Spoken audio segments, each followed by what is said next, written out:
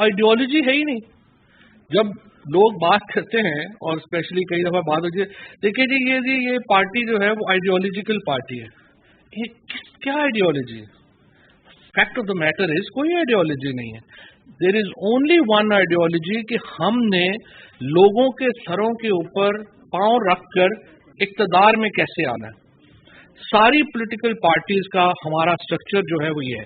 तो जब political parties का स्ट्रक्चर अनडेमोक्रेटिक होगा तो आप क्वालिटी डेमोक्रेसी की तरफ आगे बढ़ना मुश्किल हो जाएगा। So this is the first challenge जो हमारे यहाँ है। दूसरा चैलेंज, हमारे यहाँ जो कॉन्स्टिट्यूशनल इदारे हैं, चाहे वो इलेक्शन कमीशन हो, चाहे वो अदलिया हो, उन्होंने अपनी अकाउंटेबिलिटी उनकी खत्म हो गई। आज तक एक सुपीरियर कोर्ट के जज के खिलाफ कार्रवाई नहीं हो सकी क्योंकि सेल्फ रेगुलेटेड हैं, पियर्स हैं। और तमाम जजेस का जो थीम है वो ये है कि आज इसके खिलाफ कार्रवाई होगी तो फिर कल तो मेरे खिलाफ भी कार्रवाई होगी। आप रोजाना अदालतों में बैठते हैं, मीडिया बैठता है वहां पे और आपको जजेस कमेंट्स देते हैं। अब उन कमेंट्स के ऊपर अगर दूसरा कोई कमेंट आएगा तो आपको कंटेम्प्ट आ जाएगी, नोटिस आ जाएगा। सो ये क्या सिस्टम है? आप अदालत की कुर्सी पे बैठे हैं, आपका दिल कर रहा है फलाने को हम बुला लें, पूरी हुकूमतें जनाब, फलाना सेक्रेटरी भी वहां खड़ा हो गया, फलाना भी खड़ा हो गया, एंड सम जजेस टेक सेटिस्फेक्शन कि वो ग्रेड 22 के अफसर को मैंने बेइज्जत कर लिया, फिर कहानियां सुनाते रहते हैं सबको। This is not how democracy can work. This is not how judicial functions in a state can be discharge. So हमारे यहाँ जो जुडिशियल ऑर्गन है, जेन्युइनली उसकी जो रिस्पेक्ट होनी चाहिए सोसाइटी में। देखिए, इज्जत जबरदस्ती तो नहीं कराई जा सकती। ये तो नहीं हो सकता है मैं डंडा हाथ में पकड़ूं कि मेरी इज्जत करो। इज्जत किसी का दिल होगा तो करेगा, नहीं होगा तो नहीं करेगा। सो जुडिशरी को, जिस तरह लॉर्ड डेनिंग ने कहा था कि कंटेम्प्ट के जरिए आप अपनी इज्जत नहीं करवा सकते हैं, आपको अपने कंडक्ट से अपनी इज्जत करवानी है। सो वी हैव जजेस जिनकी बहुत इज्जत है, बहुत एहतराम है, हिस्ट्री में है, अभी भी है। और उसके साथ हमारी बार काउंसिल्स। अब बार काउंसिल्स का रोल देखिए, उनका रोल ये रह गया है कि वहां पे पहली बात तो यह है कि कभी दुनिया में ये नहीं होता कि जो प्रैक्टिसिंग वकील है वो बार काउंसिल से उसका कोई ताल्लुक ही ना। सो हमारे यहाँ जो तमाम जो बात होती है वो कहते हैं नहीं ये प्रैक्टिस नहीं करता, ये पॉलिटिकल वकील है। तो क्या हो गया, बार पॉलिटिक्स हैज बिकम अ धंधा इन इटसेल्फ। तो जो बार के लॉयर्स हैं वो बार का पॉलिटिक्स करते हैं और वो वकालत नहीं कर रहे होते, और जो वकील प्रोफेशनल हैं उनके पास टाइम ही नहीं होता, वो बार पॉलिटिक्स नहीं कर रहे होते। लिहाजा बार एसोसिएशंस का रोल जो जुडिशरी के ऊपर एज अ वॉचडॉग होना था वो खत्म हो गया। जो पार्लियामेंट का रोल होना था जुडिशरी पे, वो जुडिशरी ने खुद ही खत्म कर दिया। उन्होंने कहा आपकी जरूरत कैसे होगी, आप हमारे बारे में बात करेंगे। सो ना तो बार एसोसिएशंस के ऊपर, अब मसलन देखिए ये सीनियरिटी प्रिंसिपल के ऊपर पिछले दिनों जो है वो ऑनर किया। कोई दुनिया में ये कोई बंदा बात भी कर सकता है अकल रखने वाला कि नहीं जज जो है वो बेशक इनकॉम्पिटेंट भी है लेकिन सीनियर है तो आप उसको एलिवेट कर दें? ये कैसे हो सकता है? आप अगर कहेंगे कि मेरिट के बजाय सीनियरिटी के ऊपर जजेस लगाने हैं, या मेरिट के बजाय हमने देखना है कि कौन सबसे बूढ़ा है उसको लगाना है, तो ये तो फिर आप तबाह कर लेंगे अपने इदारों को। लिहाजा बार एसोसिएशन का रोल जो है वो डिटेरिएट कर रहा है। इसी तरीके से जो फिर इन सब के ऊपर वॉच डॉग है जो मीडिया, तो मीडिया क्या कर रहा है? मीडिया कहते हैं कि जी हम सबको रेगुलेट करेंगे, हमें आप नहीं रेगुलेट करेंगे, हम सेल्फ रेगुलेट होंगे। तो बिल्कुल आप सेल्फ रेगुलेट होंगे। एक्चुअली आइडियली तो यही होना चाहिए, इदारों को सेल्फ रेगुलेट होना चाहिए। लेकिन जिस तरह से आगे दोबारा I will refer back to Asad Umar साहब जिन्होंने कहा कि आप अगर सेल्फ रेगुलेट करेंगे तो फिर कल ओगरा भी खत्म हो जाएगा, फिर बाकी भी तमाम रेगुलेटर्स खत्म कर देते हैं और सबको कहते हैं कि आप सेल्फ रेगुलेट ही हो जाएं। तो हमने जमहूरियत को जो क्वालिटी डेमोक्रेसी की तरफ अगर हमने जाना है तो फिर हमें कानून के ताबे होना है. So rule of law. So the first principle is कि मेजॉरिटी रूल करेगी लेकिन कानून के ताबे रूल करेगी. ये एक बुनियादी असूल है. जब हम ये बात कर लेंगे तो अगली बात आ जाएगी फंडामेंटल राइट्स ऑफ ह्यूमन. आप प्रिजर्व करेंगे, स्टेट उसको प्रिजर्व करेगी. ये नहीं हो सकता कि आप जाके कहें कि ये मिनॉरिटी, फलानी मिनॉरिटी जो है जनाब, ये तो फलाना तो काफिर है, और चूंकि ये काफिर है, मैं समझता हूं ये काफिर है, तो इसलिए इसको तो यहां से या तो पहले तो मार ही दो. सैकड़ों लोगों को तो मार ही दिया इस बात के ऊपर कि एक आदमी ने फैसला कर लिया कि मेरे ख्याल में ये बंदा अल्लाह को नापसंद है. भाई कोई काम जो है वो क़यामत के दिन के लिए भी छोड़ दो, वो फंक्शन भी खुद ही ले लिया. तो आप इसके नतीजे में रूल ऑफ लॉ इंडेंजर हो गया और बेसिक ह्यूमन राइट्स जो है वो इंडेंजर हो गए. तो quality of democracy further deteriorate हो गई. तो इस वक्त जो हमारी डिस्कशन होनी चाहिए या जो जहद होनी चाहिए, जमहूरियत, जिसका डॉक्टर मजारी ने कहा, ये कोई डिस्कशन ही नहीं है. पाकिस्तान में जमहूरियत है. How can we really create a quality democracy? Quality democracy आएगी, आप पॉलिटिकल पार्टीज को डेमोक्रेटाइज करें, आप इदारों को कानून के ताबे करें, और आप फंडामेंटल राइट्स जो हैं उसको इन्फोर्स करें.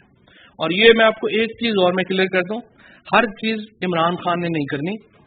इदारे हैं, उन्होंने अपना रोल लेना है. हर इदारे का, हर फर्द का एक काम है, उसने अपनी उसको जो है वो एग्जीक्यूट करना है. तो आई होप कि इंशाअल्लाह ताला जब हम आगे बढ़ेंगे तो हम एक क्वालिटी डेमोक्रेसी की तरफ बढ़ेंगे. और पाकिस्तान में एक बड़ी अच्छी चीज ये है, डेमोक्रेसी की डिबेट अब नहीं है, क्वालिटी डेमोक्रेसी की डिबेट है. सो हमारा मीडिया भी जब बात करता है वो क्वालिटी डेमोक्रेसी डिमांड करता है. सिर्फ इस वक्त प्रॉब्लम सिर्फ ये है कि हमारे जो तमाम इदारे हैं वो दूसरों से क्वालिटी जो है वो मांगते हैं, अपनी क्वालिटी नहीं देखना चाहते. सो हमारी जो इवन जो हम लोग जो गवर्नमेंट में पॉलिटिशियंस हैं, हम भी चाहते हैं बाकी तमाम इदारे क्वालिटी जो है वो दें, हम देख लेंगे बाद में, हम सिर्फ अपना SHO थानेदार वगैरह लगवा के खुश हो जाए. हमारी जो अदालतें हैं वो कहती हैं कि नहीं, ब्यूरोक्रेट्स को, जजों को, ये पॉलिटिशियंस को काम करना चाहिए, हमें कोई ना देखे, अदालती निज़ाम हम ऐसे ही चलाते रहेंगे. हमारा इलेक्शन कमीशन कहता है आप हम पे तनकीद ना करें और हमारा निज़ाम जो है वैसे ही चलता रहे, हम बाकियों को हम ठीक कर लेंगे. और हमारा मीडिया, हमारे लॉयर्स, हम भी.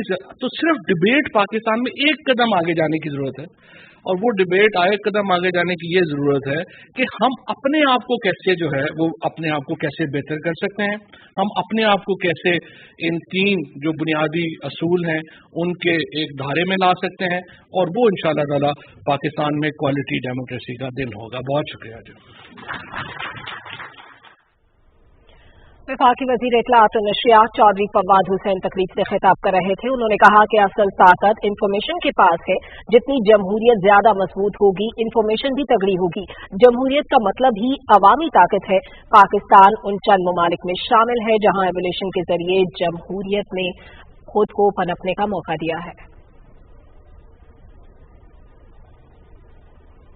इस मुल्क की बुनियाद प्योरली डेमोक्रेसी पर रखी गई. फवाद चौधरी ने कहा कि जमहूरियत का मतलब है कि अक्सरियत की हुक्मरानी होगी, मगर अक़लियतों के हुकूक का तहफ़्फ़ुज़ भी होगा. रूल ऑफ लॉ होगा.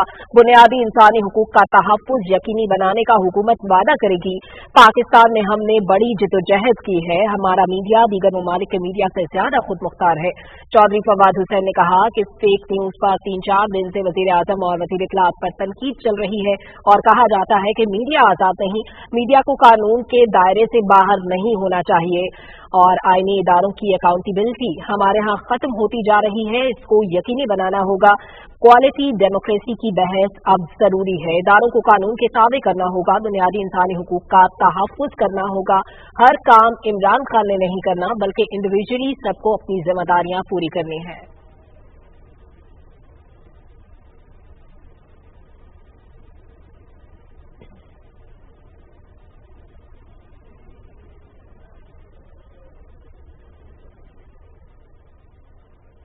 ایشوز کو بہت زیادہ ہائی لائٹ کیا جاتا ہے. اور اگر یہاں پہ مائنورٹیز سے ریلیٹڈ کوئی بھی مسئلہ ہو جاتا ہے تو not only with in the country the media project ہے, لیکن انٹرنیشنل میڈیا بھی اس کو کافی زیادہ کور کرتا ہے. That lead toward serious problems for us to administer. تو اس لحاظ سے اگر ہمارے پڑوسی ملک میں کوئی مسئلہ ہوتا ہے, nobody speak about it. That shows how bias and hypocrite the international media از.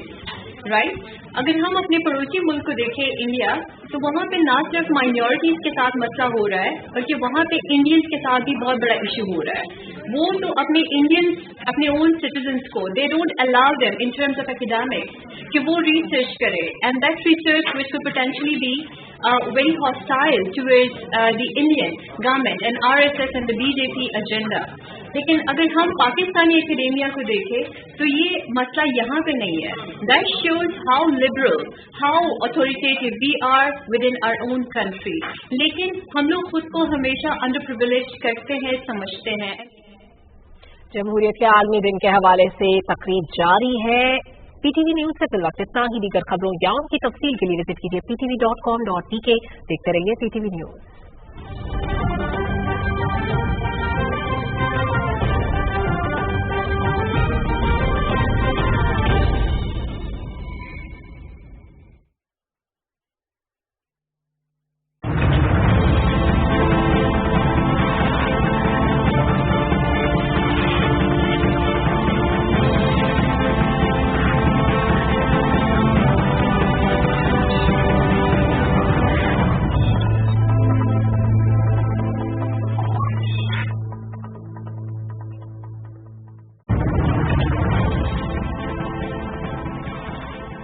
السلام علیکم ناظرین, ویلکم ٹو دا شو بات کاروبار کی. میں ہوں آپ کی میزبان نتاشا حسین. مارکیٹ آج پھر کافی حد تک نیگیٹو زون میں دکھائی دی ہے. 46,000 کے لیول پہ کل بھی مارکیٹ نے کلوزر کیا تھا اور 46,500 سائیکولوجیکل بیریئر سے ابو کلوزر کیا تھا. آج بھی مارکیٹ کے اندر وہی سچویشن دکھائی دیتی ہے. کچھ کاشس اسٹانس دکھائی دے رہا ہے. اگین روپی ڈپریسیشن دکھائی دے رہی ہے جس کا امپیکٹ فردر مارکیٹ کو لگرٹ کرتے ہوئے دکھائی دے رہا ہے. یہی وجہ ہے کہ مارکیٹ کے اندر سینٹیمنٹ یا ایکسائٹمنٹ بڑھتی ہوئی دکھائی نہیں دے رہی. اب مارکیٹ کے اندر نیگیٹیوٹی آئے گی تو وہی کاشس اسٹانس میں تبدیل ہوگی. اور اگر والیومز کی بات کریں تو یہاں والیومز بھی ڈرائی ہوتے ہوئے دکھائی دے رہے ہیں اور ویلیو وائز آج 11 بلین کے قریب کام ہوتا ہوا دکھائی دیا ہے. اٹ مینس کہ یہاں پہ ایک میجر ٹریگر کی ضرورت ہے. اگر مارکیٹ کے اندر کوئی ایسا ٹریگر آتا ہے جو کہ ایک نیوز یا کوئی ایک اچھی سی سینٹیمنٹ پریویل کرتا ہے تو مارکیٹ اس کو اچھے سے بہیو کرتے ہوئے دکھائی دے گی. فرسٹ سیگمنٹ کی طرف چلتے ہیں.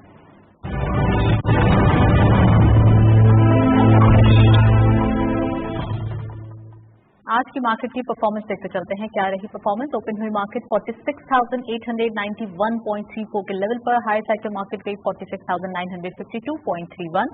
Lower was 46,505.13 and finally closer 46,716.72. ہم دیکھ سکتے ہیں انٹراڈے ہائی کے اندر مارکیٹ نے پرفارم کرنے کی اسٹارٹ میں کوشش کی تھی. 46,900 کے لیول پہ جانا. اٹ مینس کہ ہم 47,000 کو بھی ٹچ کر سکتے تھے. فائنلی چینج رہا 174.62 کا ڈکلائن. ٹرن اوور پہ کرنٹلی 332.78 ملین شیئر ٹریڈ کیے ہیں. کل کے مقابلے میں ڈکلائن دکھائی دیتا ہے 146.59 ملین شیئر کا اینڈ ویلیو رہی 11.43 billion rupees. And volume leaders میں only one step being in green territory. T P L اس لسٹ کو لیڈ کر رہے ہیں 1.68 کے اضافے کے ساتھ. 24.67 پہ کلوزر. 29.62 ملین شیئر ٹریڈ کیے گئے. ٹیلی کارڈ اگین لائم لائٹ میں والیوم لیڈرز میں دکھائی دے رہے ہیں. 1.19 کا ڈکلائن دیکھا گیا. 23.17 پہ کلوزر رہا. 28.25 ملین شیئر ٹریڈ کیے گئے. بائیکو پیٹرولیم 0.11 کا ڈکلائن. 8.97 پہ closer. 23.28 million share traded. Over all اگر ہم دیکھیں پورے اسٹیٹسٹکس کو تو یہاں پہ کچھ اسکرپٹس ایسے ہیں جو کہ پینی اسٹاکس ہیں جن میں ڈیلی بیسس پہ کبھی پازیٹیوٹی آتی ہے اور کبھی اس میں جو ہے وہ گراوٹ دیکھی جاتی ہے. تو یہ ایکسچینجنگ ہینڈس بھی کہہ سکتے ہیں یا پھر انویسٹرز کے جو سینٹیمنٹس ہیں وہ کافی حد تک پینی اسٹاکس میں ٹریڈ کرتے ہوئے دکھائی دے رہے ہیں. نیکسٹ سیگمنٹ کی طرف چلتے ہیں.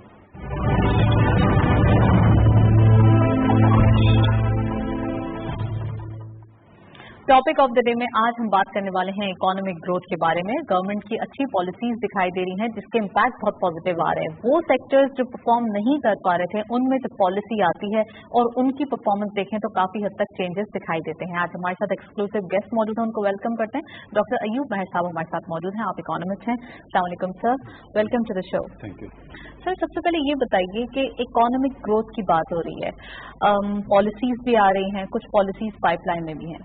कितना इम्पोर्टेंट है इकोनॉमिक ग्रोथ पे अब के दौर में तवज्जो देना, क्योंकि पहले जो साल गुजर गए उनमें कुछ सर्कुलर डेट और डिफरेंट इश्यूज थे जो कि बहुत एक ग्रास रूट लेवल से हल करने की जरूरत थी। अब तो काफी चीजें सॉर्ट आउट हो गई हैं। देखिए, इकोनॉमिक ग्रोथ की तरफ तवज्जो देने की पहले भी जरूरत थी, हमेशा से जरूरत रही है। अच्छा, अब मसला आ गया है सर्वाइवल का।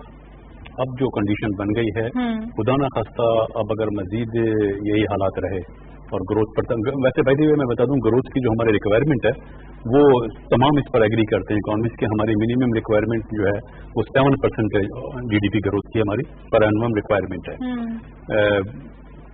2.8 रही, नेगेटिव भी रही कोविड की वजह से, 3 की रेंज में रही।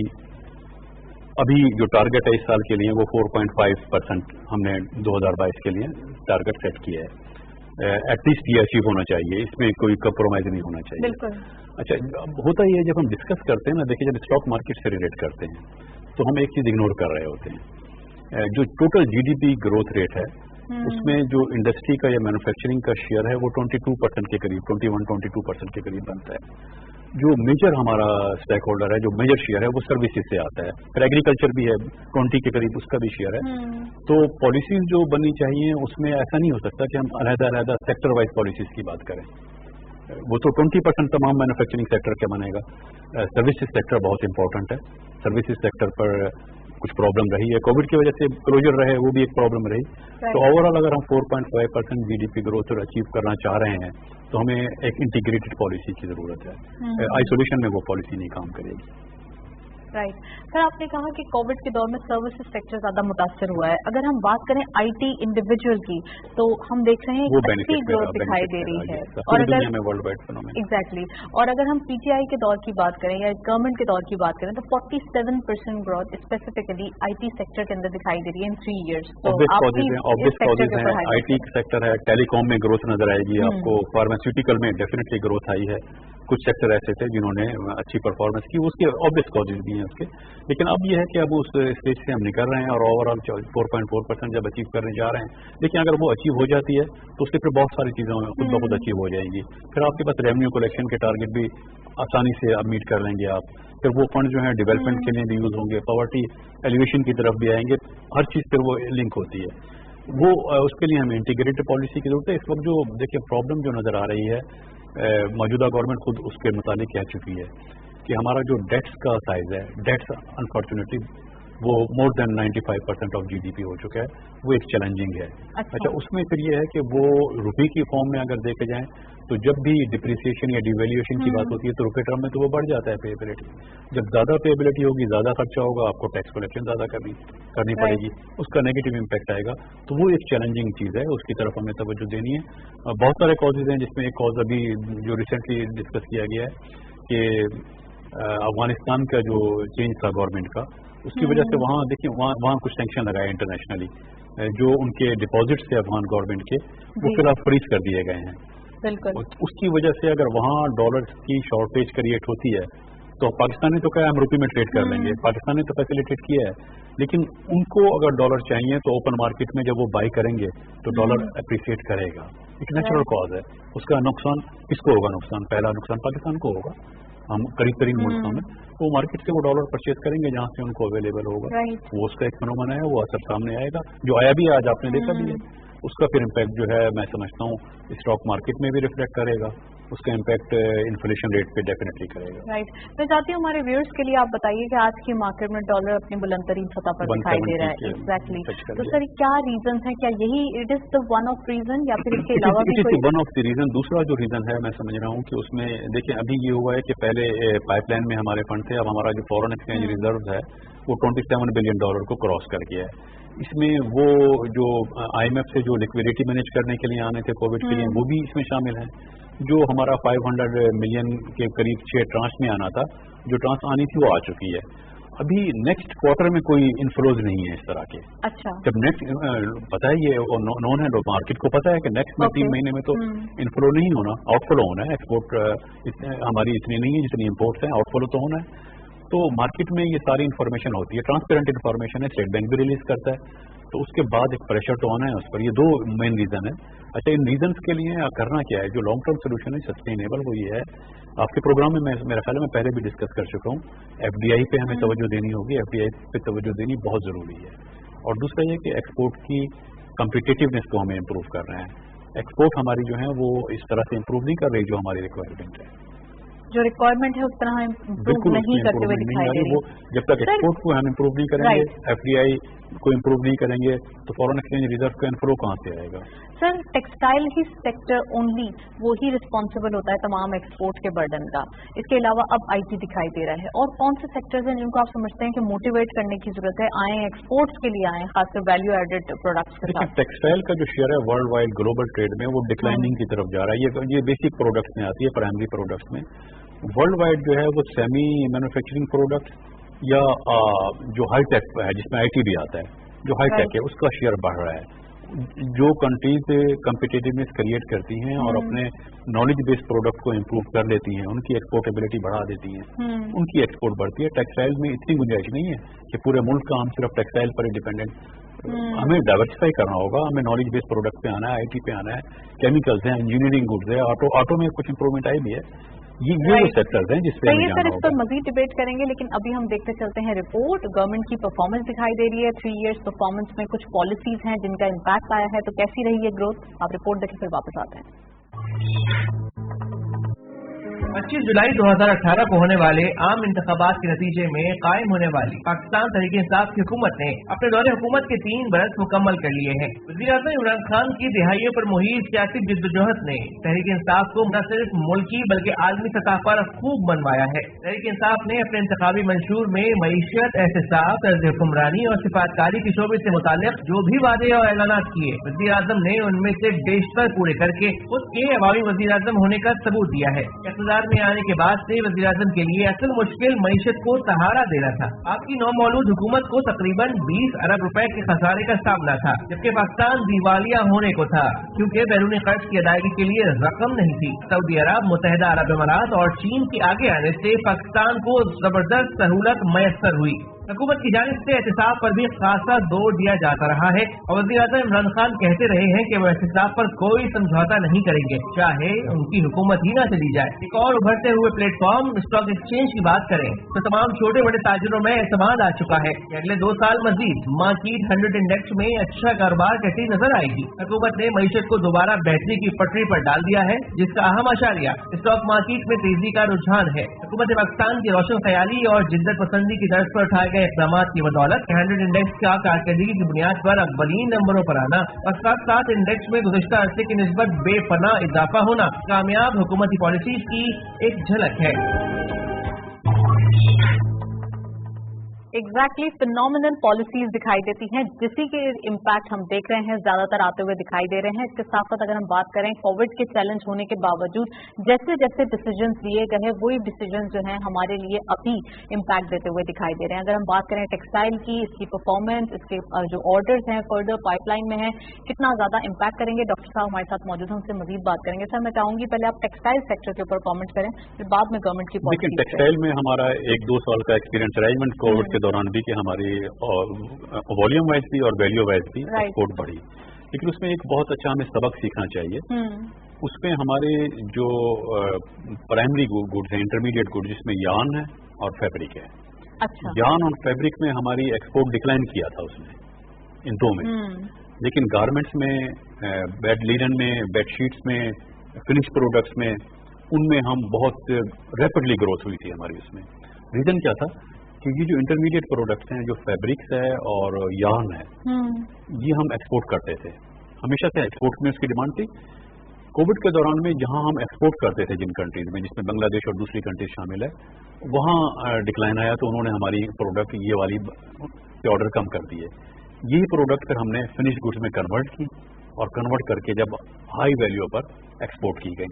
ये हमारे लिए एक सबक था, चैलेंज है हमारे लिए कि अगर हम उस इंटरमीडिएट कमोडिटीज को फिनिश गुड में कन्वर्ट कर लेते हैं तो हम ज्यादा अर्न कर सकते हैं। इसकी ये एक रीजन था कि जब हम ओवरऑल टेक्सटाइल की ग्रोथ देखते हैं तो बावजूद इसके कि पूरी दुनिया में नेगेटिव ग्रोथ आ रही थी, हमारी इन प्रोडक्ट में पॉजिटिव ग्रोथ नजर आ रही होगी क्योंकि हमारी इंटरमीडिएट गुड्स नहीं पे कन्वर्ट हो रही थी।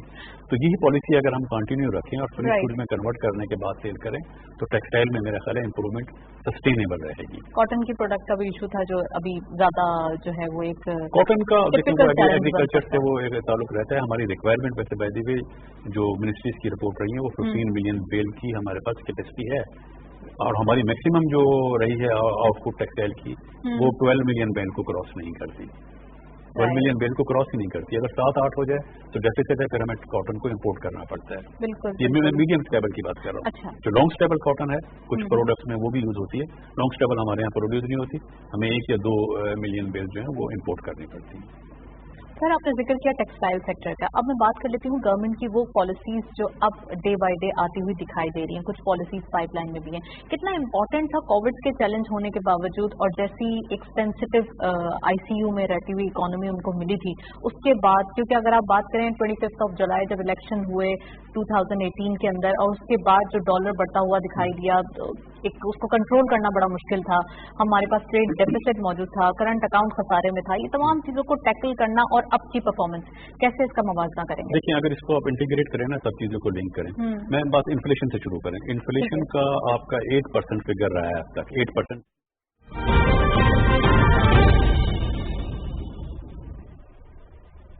अस्सलाम वालेकुम, आप देख रहे हैं पाकिस्तान टेलीविजन न्यूज, मैं हूं सलमा कौसर।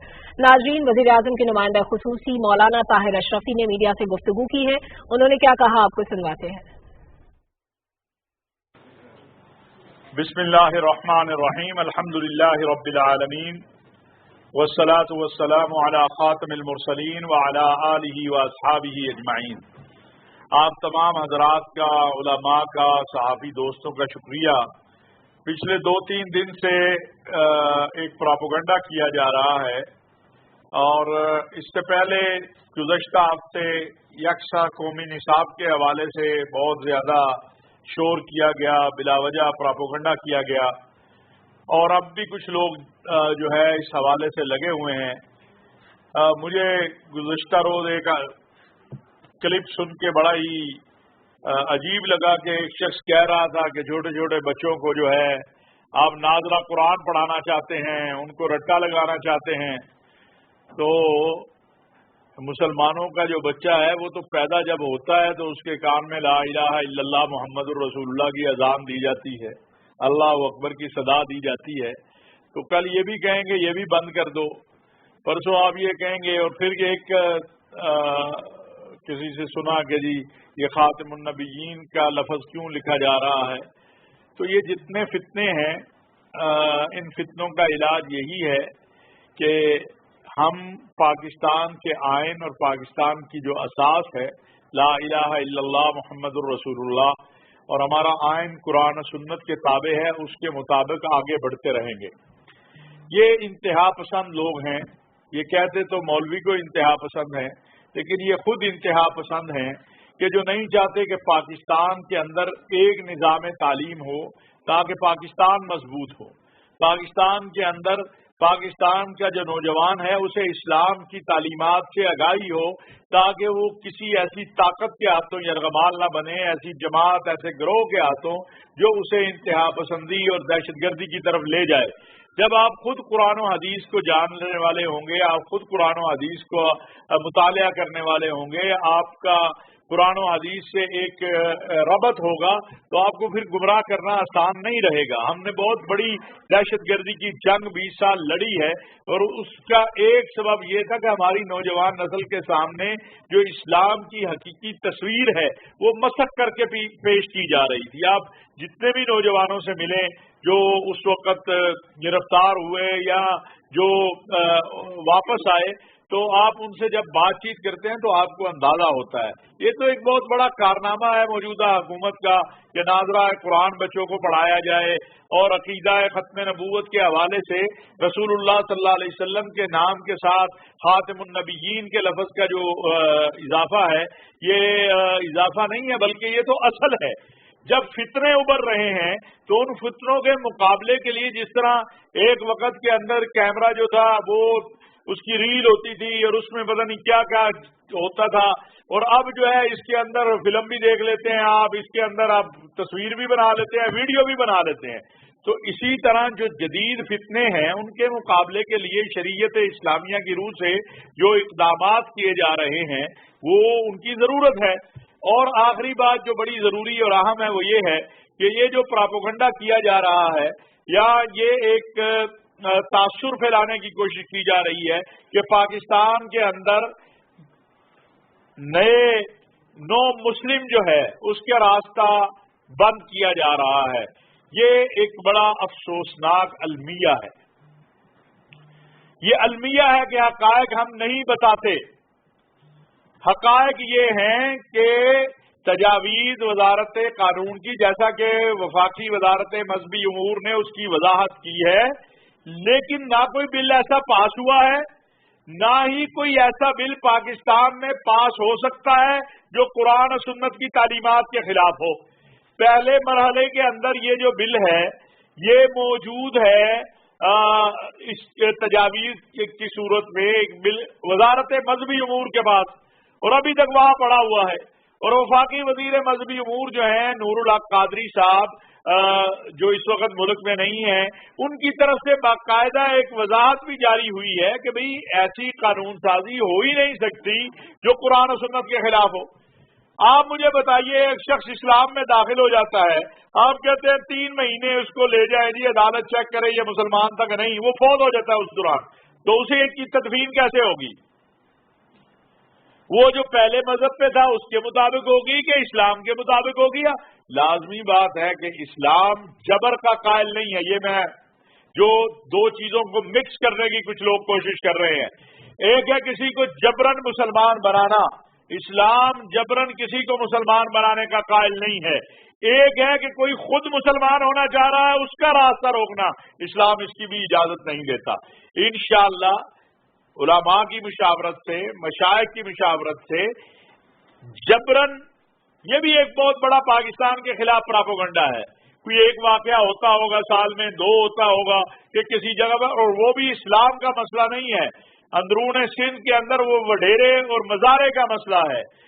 और भी कई जगह पे जहां कोई बदबख्त अपनी जो है नफसानी ख्वाहिशात को पूरा करने के लिए जो है किसी बच्ची को पकड़ लेता है, और जब उस पर पकड़ आने लगती है तो वो इस्लाम का अम्ब्रेला लेना चाहता है। इसको रोकना उलमा की भी जिम्मेदारी है। इस्लाम किसी को जबर की बुनियाद पे इस्लाम में दाखिल करने का कायल नहीं है। इस्लाम के पैगाम हक्कानियत में इतनी ताकत है कि जब कोई उसे पढ़ता है, रसूलुल्लाह सल्लल्लाहु अलैहि वसल्लम की सीरत तय्यबा को देखता है, तो वो खुद ब खुद इस्लाम में आ जाता है। लिहाजा ये जो मौजूदा हुकूमत है ये कोई ऐसा काम इंशाअल्लाह ना करेगी, ना हो सकता है कि जो कुरान और सुन्नत की तालीमात के खिलाफ हो। जदीद फितनों का इलाज यही है कि आइन की असास ला इलाहा इल्लल्लाह के मुताबिक आगे बढ़ते रहें, ये कहना है मौलाना ताहिर अशरफी का। नाज़रीन, पीटीवी न्यूज से इतना ही। दीगर खबरों या उनकी तफसील के लिए विजिट कीजिए ptv.com.tk। देखते रहिए पीटीवी न्यूज।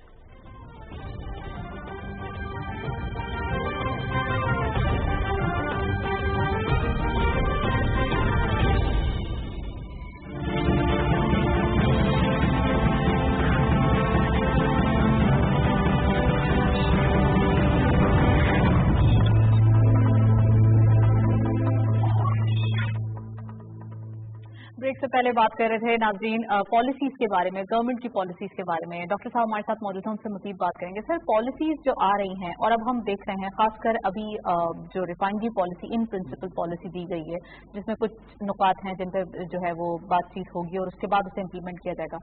तो सर कैसे देख रहे हैं ये जो डे बाय डे पॉलिसीज आ रही हैं और इनके फर्दर जो इम्पैक्ट आ रहे हैं? आपसे बात कर रहा था कि 3 डिकेड से पॉलिसीज में जो चेंज आया है, जो फिलॉसफी में चेंज आया था वो ये था कि development expenditure is not responsibility of government, it should be shifted to the private sector. उसके लिए लॉ भी आया, पब्लिक प्राइवेट पार्टनरशिप एक्ट भी आया था. उसकी इम्प्लीमेंटेशन अभी तक नहीं हुई थी. इस वक्त उसकी इम्प्लीमेंटेशन पे बात जा रही है. वो अगर होगा, इंफ्रास्ट्रक्चर डेवलपमेंट, गवर्नमेंट के पास पैसे नहीं है.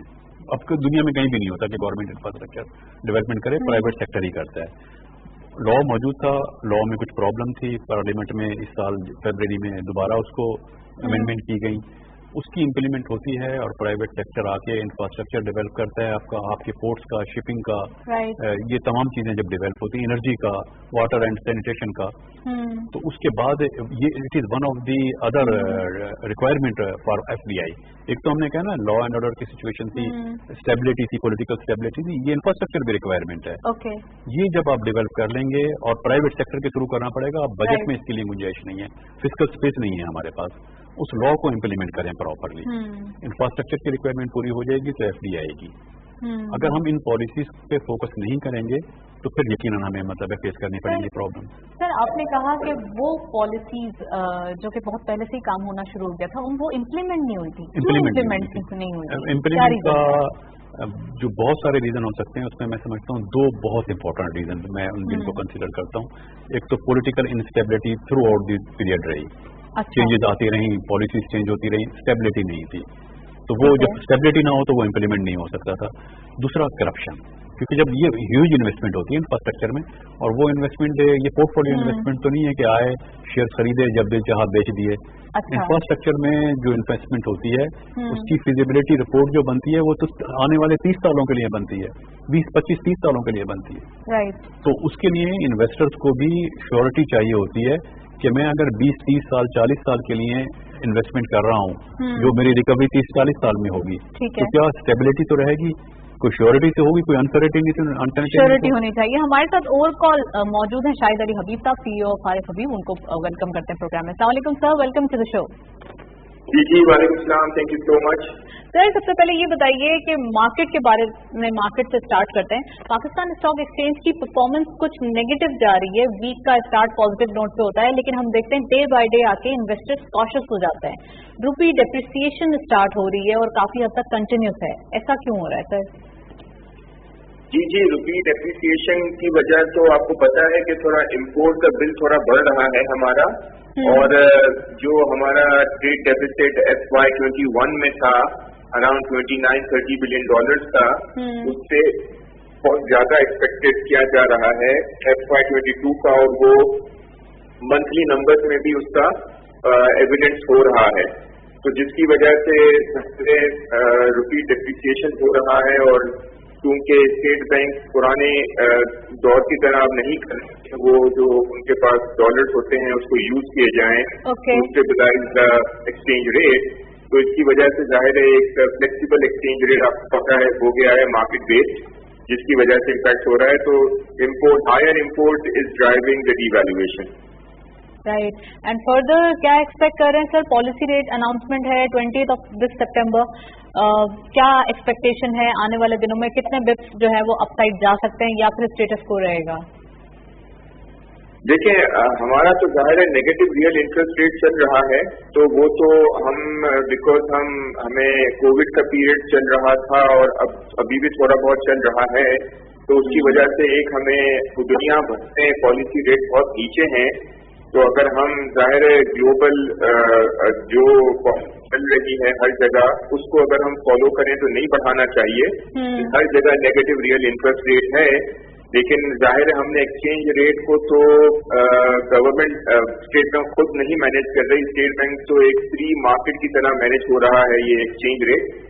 तो मेरे ख्याल से इंटरेस्ट रेट को in line with the international central bank policies वो मेरे ख्याल से नहीं बढ़ना चाहिए, बढ़ना तो नहीं चाहिए.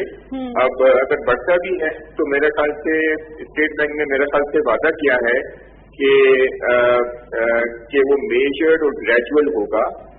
तो मेजर्ड और ग्रेजुअल तरीके से भी अगर होता भी है तो भी घबराने वाली बात नहीं है. 25-50 बेसिस पॉइंट अगर अभी नहीं तो आगे हो सकता है बढ़ जाए 2 महीने बाद.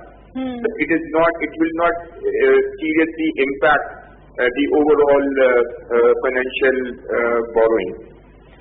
राइट सर, आपने कहा कि ज्यादा इम्पैक्ट नहीं आ सकता, लेकिन मार्केट अभी डिप्रेस दिखाई दे रही है. कोई ट्रिगर आप समझते हैं कि आने वाले दिनों में नियर टर्म में कोई आ सकता है जिसका इम्पैक्ट मार्केट पॉजिटिवली बिहेव करके दे?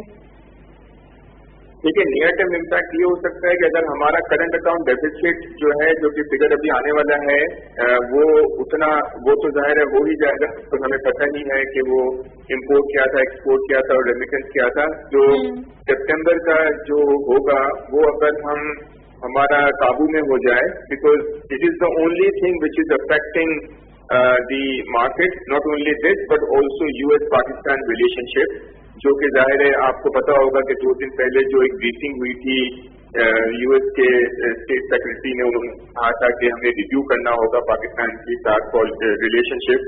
तो वो थोड़ा सा, ये सारी चीजें मैक्रो लेवल पे जो चीजें हैं ना, वो इम्पैक्ट कर रही है मार्केट को. अगर आप कॉर्पोरेट प्रॉफिटेबिलिटी देखें तो वो बहुत अच्छी है. सितंबर के नंबर्स, हाँ, एक चीज खराब है जो कि जाहिर है आपको पता है कि फ्रेट कॉस्ट बढ़ गई है, और जिस वजह से जाहिर है सबके जो इम्पोर्ट कर रहे हैं और जो एक्सपोर्ट कर रहे हैं उनके की कॉस्ट बढ़ गई है. तो वो सितंबर के नंबर्स देखने होंगे, फर्स्ट क्वार्टर के नंबर. अगर वो अच्छे आ गए तो डेफिनेटली मार्केट जो है वो उसको पॉजिटिवली इम्पैक्ट करेगी. जी सर, इसके साथ साथ अगर पाकिस्तान स्टॉक एक्सचेंज की परफॉर्मेंस देखें तो क्या एक्सपेक्टेड है आने वाले दिनों में? कोई तेजी देख रहे हैं और क्या उतार चढ़ाव दिखाई दे रहा है, और खासकर जो स्मॉल इन्वेस्टर्स हैं वो इस सिचुएशन के अंदर क्या करें? देखिए, स्मॉल इन्वेस्टर्स को तो चाहिए कि वो देखें, प्राइस अर्निंग मल्टीपल तो बहुत अच्छा है. थोड़ा सा लॉन्ग टर्म और थोड़ा मीडियम टर्म होराइजन की बेसिस पे काम करें. रोज की बेसिस पे जो है वो एक्सपेक्ट ना करें कि जो है वो मार्केट एक दिन हम दें और दूसरे दिन जो है वो निकल जाए.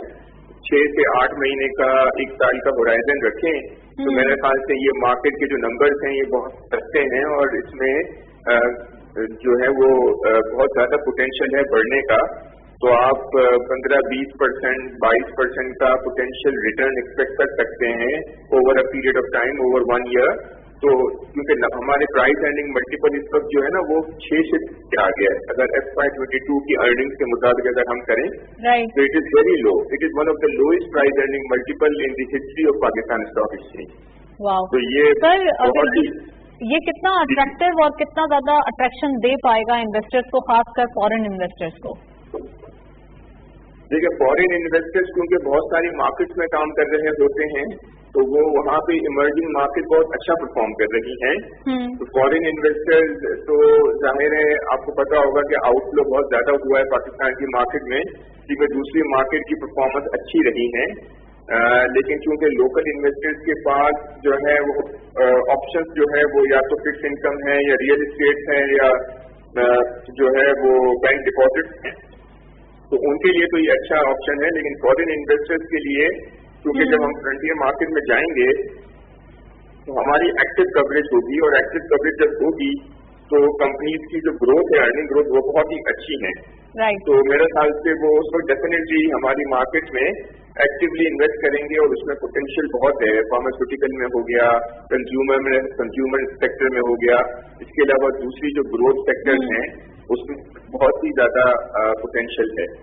Right, thank you so much Shahid Ali Habib sahab, आप हमारे साथ मौजूद थे. काफी डिटेल एनालिसिस. हम देख रहे हैं स्टॉक मार्केट की परफॉर्मेंस में कुछ पॉजिटिविटी आएगी, रुपी एप्रिसिएशन की तरफ जाता है या फिर स्टेबिलिटी की तरफ जाता है, तो यहाँ से जो बेनिफिट्स हैं मार्केट के अंदर वो आते हुए दिखाई देंगे. डॉक्टर साहब हमारे साथ मौजूद हैं, उनसे मजीद बात करेंगे. सर, शाहिद अली हबीब साहब को भी आपने सुना, काफी एक ऑप्टिमिज्म दिखाई देता है मार्केट पॉइंट ऑफ व्यू से, पर्सपेक्टिव से.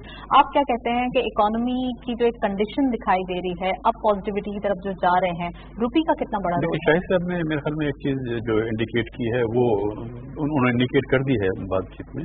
बाकी भी उन्होंने जहाँ फैक्टर्स बताए कि जो इन्वेस्टर्स हैं, लोकल इन्वेस्टर्स की बात करते हुए, कि वो रुझान गलत होता है कि आप एक दिन इन्वेस्ट करते हैं और 2 दिन के बाद कहते हैं कि मुझे कुछ प्रॉफिट हो जाएगा, मैं पैसे निकाल लूंगा.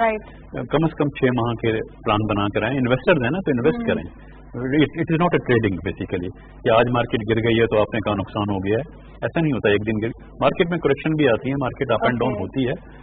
इस प्लान के साथ आना चाहिए कि हम इन्वेस्टर्स हैं, इन्वेस्ट कर रहे हैं, इन्वेस्टमेंट पर रिटर्न मिलेगा, लेकिन उसके लिए एक टाइम रिक्वायर होता है. तो वो उस टाइम में पॉलिसीज का इफेक्ट भी आ जाता है. दूसरा, जहाँ तक इंटरेस्ट रेट की बात है, ये बात सही है कि नेगेटिव इंटरेस्ट रेट है, रियल इंटरेस्ट रेट नेगेटिव में है। इन्फ्लेशन रेट जो बैंक का पॉलिसी रेट है उससे ज्यादा है हमारा, तो इस तरह से डिपॉजिटर्स को जो मिल रहा है वो तो नेगेटिव में मिल रहा है, उससे डिपॉजिटर जो है वो इनकरेज नहीं होता, वो डिस्करेज होता है। तो उसमें अगर स्टेट बैंक बढ़ाता है, जो यूजुअल एक बिल्कुल एक मैं समझता हूँ तो लेमन सोल्यूशन है कि जी अब इंटरेस्ट रेट बढ़ा दिया जाए, real solution it is not real solution. Real solution ये है कि आप वो इक़दाम क्यों नहीं करते कि आपका इन्फ्लेशन रेट कम हो जाए, आपको इंटरेस्ट रेट क्यों बढ़ाना पड़े। डॉक्टर साहब, आपने ये बहुत जबरदस्त बात कही है, मैं चाहती हूँ इसको आगे फर्दर कोट करना।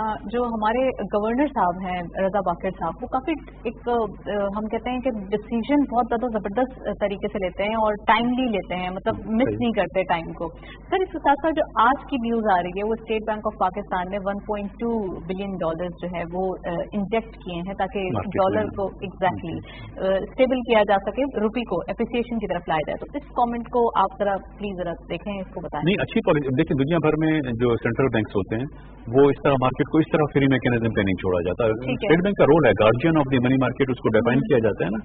State bank is the guardian of money market. What it's mean कि उसको रुपए की एक्सटर्नल और इंटरनल वैल्यू को मेंटेन रखना है।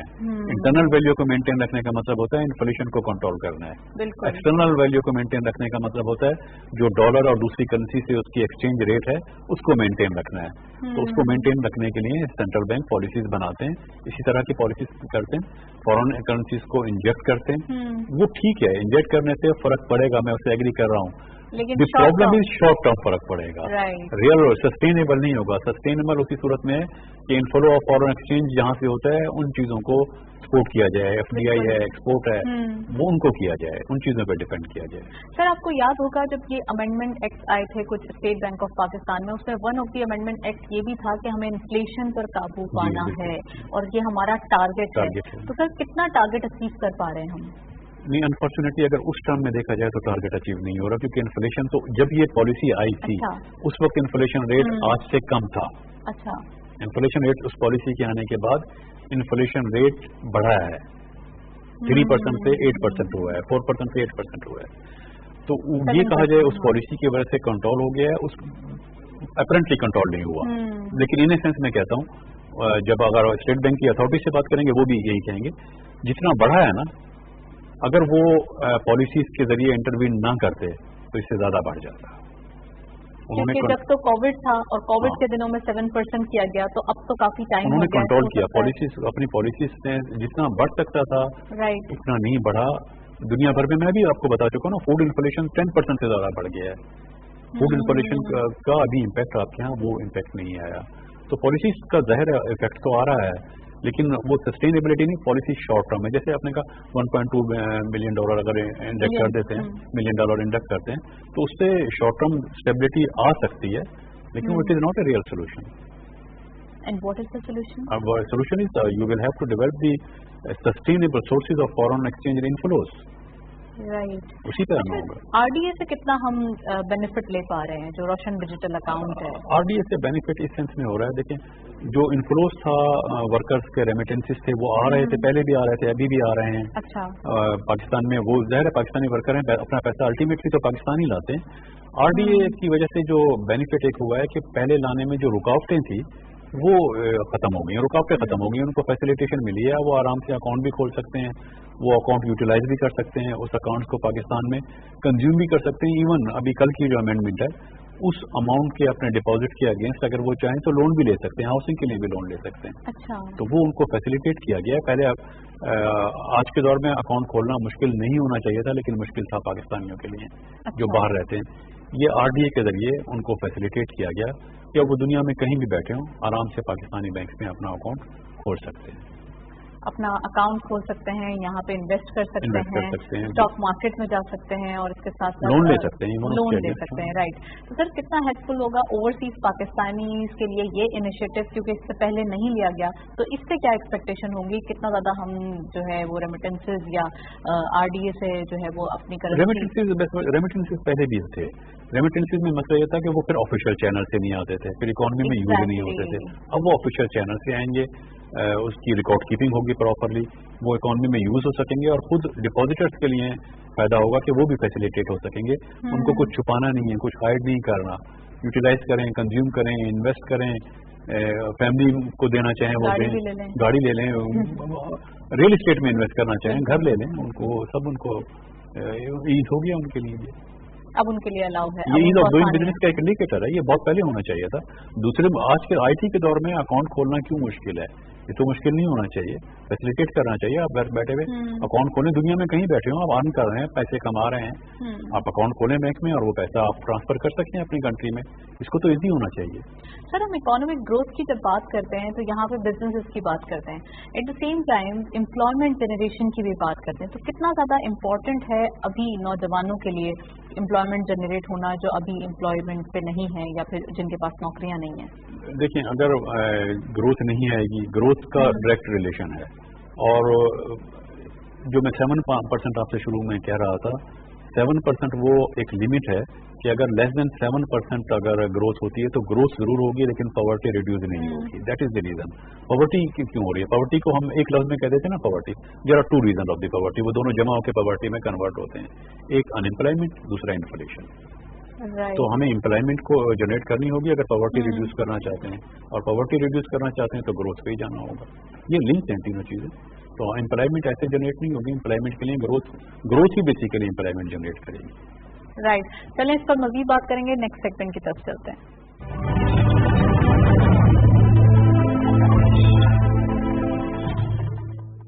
जी, कमोडिटीज और फॉरेक्स के लेटेस्ट अपडेट आज की मार्केट में देखते चलते हैं। गोल्ड के पर तोला प्राइस 1,13,800 रुपीज, गोल्ड पर 10 ग्राम 97,600 रुपीज, इंटरनेशनल गोल्ड एट पर 1800 $1.58, ऑयल WTI पर बैरल $70.46, ऑयल ब्रेंट क्रूड पर बैरल $73.60। करेंसीज में सबसे पहले यूरो बाइंग रही 199 rupees, selling was 201 rupees, UK pound buying रही 233.50, selling was 236 rupees, US dollar buying रही 169.60, selling was 170.60. Chinese yuan buying at 23.65, selling was 23.80. Saudi Riyal buying रही 45.10, selling was 45.60. UAE dirham buying at 46.20, selling was 46.70. Kuwaiti dinar buying रही 481.85, selling was 484.40. And lastly, Omani Riyal buying रही 392.70, selling was 394.70. ये थे currency update. हमने देखा आज की market में डॉलर की प्राइस दिखाई देती है ज्यादा, इट मीन्स कि ये हायर साइड पे दिखाई दे रही है, 170 पे रुपये ट्रेड कर रहा है। इट मीन्स कि यहाँ पे डेप्रिसिएशन की एक्सपेक्टेशन बढ़ती हुई दिखाई दे रही है। जितनी जल्दी हम डेप्रिसिएशन की तरफ आ जाएं उतना ही पाकिस्तान की इकोनॉमी के लिए एक पॉजिटिव एनवायरनमेंट क्रिएट हो सकता है। डॉक्टर साहब हमारे साथ मौजूद हैं, उनसे बात करते हैं। सर, कितना इम्पोर्टेंट है अब डेप्रिसिएशन फर्दर जल्दी स्टार्ट होना, जैसे कि आज ये इनिशिएटिव स्टेट बैंक की तरफ से भी इंजेक्ट कर दिया गया है और इसके साथ साथ जो इसके रिपरकशंस हैं वो बढ़ते हुए दिखाई दे रहे हैं, तो कितना इम्पोर्टेंट था? हमें रुपए की अब ये नहीं कहना चाहिए कि डिप्रिसिएशन होगी डॉलर पे और रुपये अप्रिसिएट करेगा, हमें उसके बजाय स्टेबिलिटी की बात करनी चाहिए कि स्टेबल हो जाए, स्टेबिलिटी आ जाए उसमें। बाकी उसमें हम ये एक्सपेक्ट करने लगे कि रुपये जो है वो अप्रिसिएट कर जाएगा, कोई इस तरह के फैक्टर तो इकोनॉमी में नहीं है जो सस्टेनेबल हो, लेकिन उसमें स्टेबिलिटी आनी जरूरी है। अगर स्टेबिलिटी ना आई, फर्दर इसमें डिप्रिसिएशन आती है तो इन्फ्लेशन में अभी मेंशन, इन्फ्लेशन अब पे तो इम्पैक्ट आएगा ना, क्योंकि जब इंपोर्ट आपकी महंगी हो जाएंगी और 1/3 इंपोर्ट जो टोटल हमारी इंपोर्ट है उसमें से 1/3 इंपोर्ट ऐसी हैं जिनका ताल्लुक आम आदमी से है, मेडिसिन हैं, कुछ फूड आइटम्स हैं, ये वो चीजें हैं जो आम आदमी के लिए हैं। दूसरा फिर 1/3 के करीबी प्लांट, मशीनरी, स्पेयर पार्ट्स, तो इन्वेस्टमेंट पे फर्क पड़ेगा ना।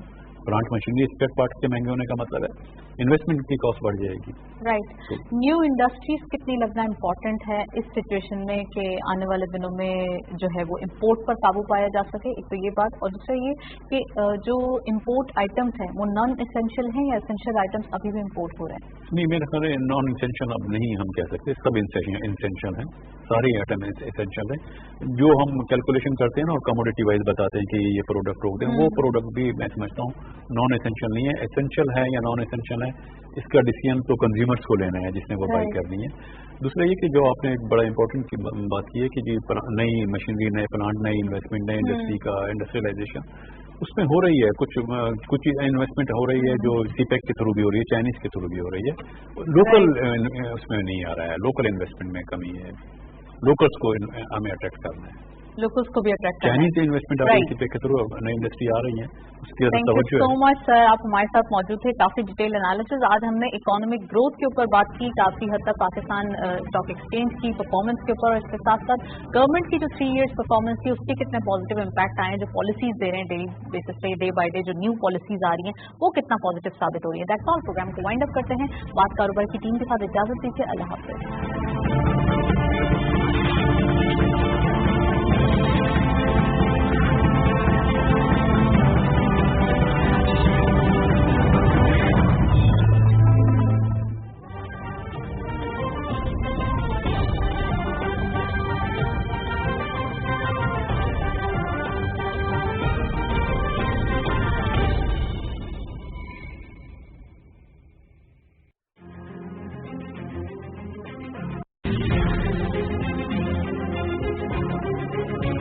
2018 से नए पाकिस्तान की तरफ गामज़द। पीटीआई हुकूमत के 3 साल, गुर्बत से पाक फलाही रियासत के कौमी आहदाफ, गरीब परवर सियासी क़यादत के इनकलाबी इक़दामात, कमजोर और नादार तबके के लिए मुल्क की एहसास प्रोग्राम।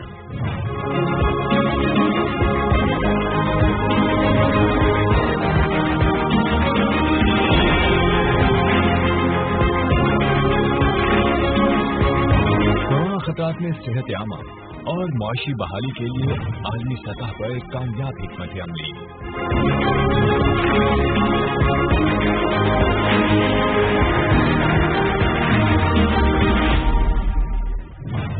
मुआशी मैदान में दलेराना फैसलों के सम्राट, 25 अरब से जायद मुल्की बरामदार, कौमी महसूलात में 18% इजाफा, ज़र मुबादला ज़खायर की रिकॉर्ड सतह।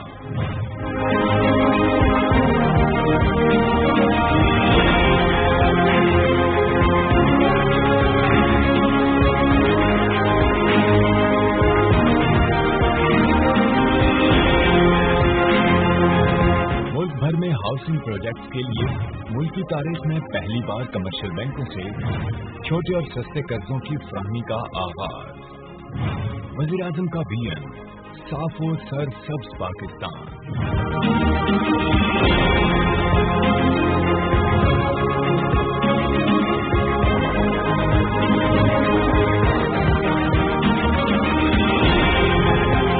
सेहत आमा की सहूलियात, 10 लाख रुपए तक मुफ्त इलाज की सहूलत।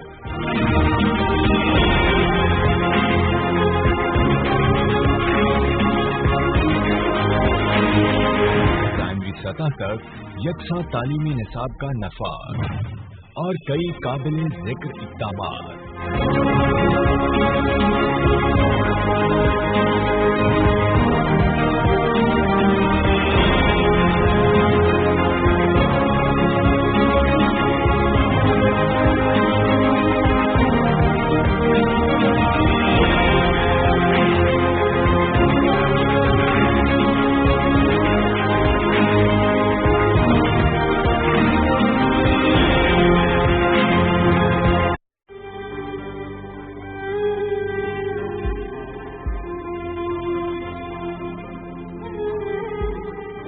मेरी एज है, मुझ पे कराट इस्तेमाल।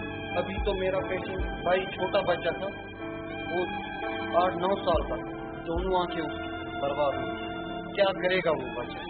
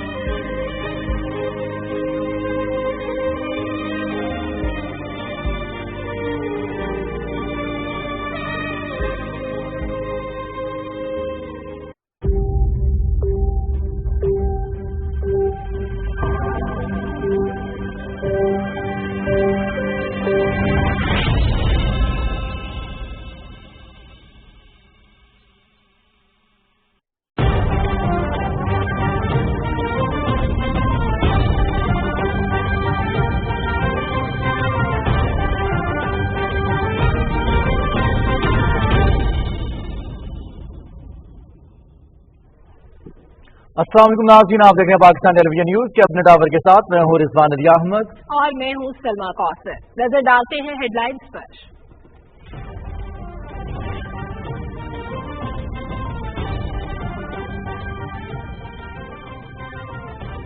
वज़ीर